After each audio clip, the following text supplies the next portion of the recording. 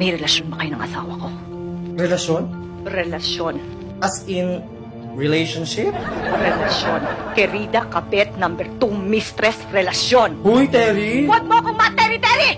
Ay, sorry. Sige, kung ayaw mo tawagin kitang Terry, Ses. Terry yung Ses?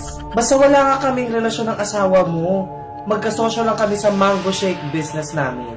Huwag ka nang magmalinis, ha? O di wag ka maniwala. Lagi mo akong inaagawan! Inaagawan? Ay ano, tignan mo, pinagtirahan ka namin ng asawa mo ng mango shake. Anong ginagawa mo? Online selling. Saan kayo nagpupunta? Sa supplier. Anong tawagan nyo? Dami mo naman tanong, Ses. Babe? Sweetheart? Honey? Letter B, sweetheart. Gusto mo paniwalaan kita?